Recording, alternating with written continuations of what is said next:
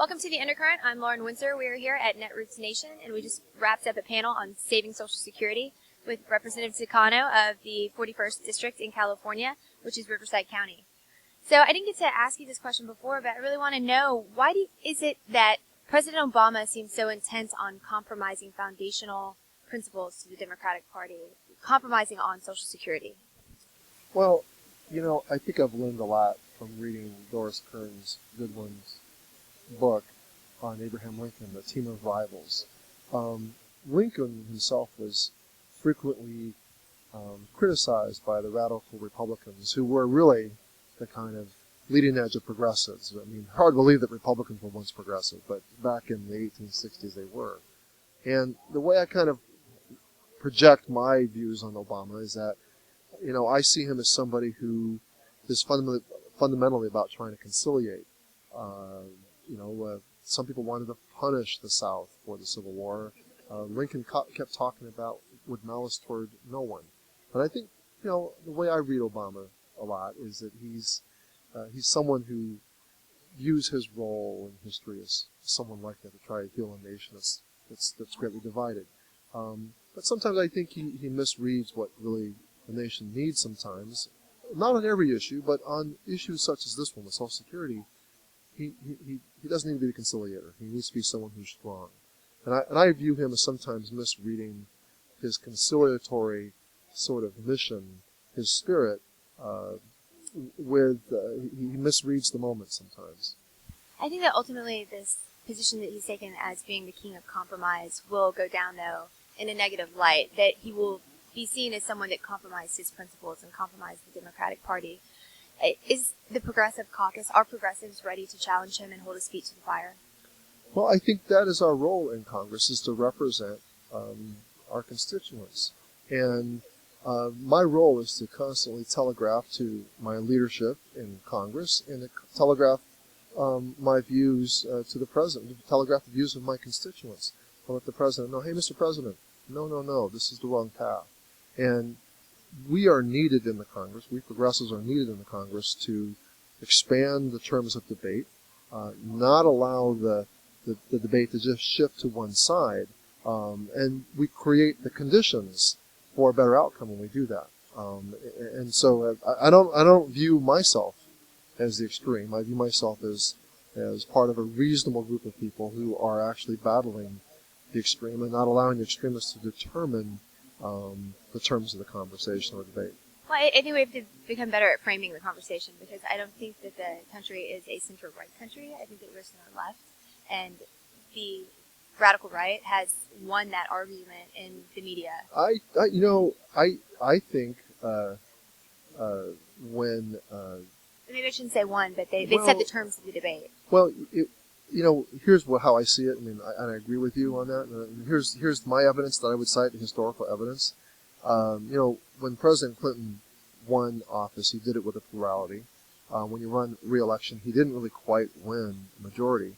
But when you looked at the popular vote in 2000 with Gore v. Bush, Gore actually scored more. That was the one silver lining of that election, was that I think Al Gore proved that we were emerging as a center-left country in terms of presidential politics. I think what interrupted that progression, that evolution of our electorate, was the Iraq War.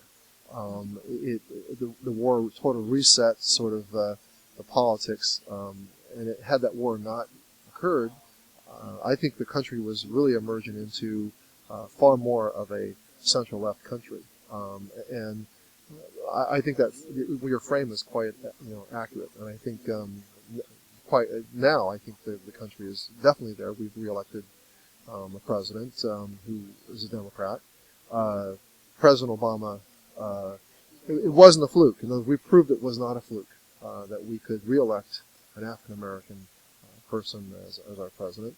And now we need progressive policies in place. That's you filled my words. We need to be bolder and press a very positive agenda. So I'm hoping that with your letter that you've signed with Congressman Grayson, the Takano Grayson letter, or the Grayson-Takano letter rather, that this is really the emergence, and what it is, you're striving to. Let me clarify that for viewers. The Grayson-Takano letter is seeking to perform a function of the Norquist Pledge to hold progressives to pledging not to cut any Medicare, Medicaid, or Social Security benefits. So I'm hoping that this is the first step in seeing like a powerful counterparty to the Tea Party that enforce. Yeah, well, I want to clarify something. I don't really view this. I don't want to compare ourselves to Grover Norquist, who is an unreasonable, I think, force in politics. I don't view what we did, what Congressman Grayson and I did. I'm not trying to equate by Yeah. any means. I do want to clarify that. Yeah. I'm not trying to equate you to Grover Norquist by any means. No, and I didn't think you were. I just want to make sure that the viewers don't misunderstand, because the criticism I get is like, well, we don't want to be the progressive version of Grover Norquist. But I think the point's well taken, that on issues where we are right with the people, that we shouldn't be so quick to compromise. We should hold our ground. We shouldn't cede ground. We should not cede ground.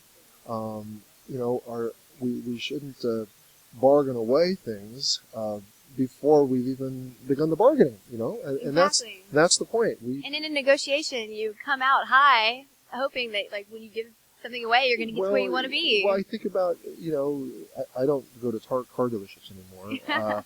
I go to a credit union, and I tell the broker how much I'm willing to spend, and I say I don't really want a new car. I want one that has a few miles on it, and this is how much.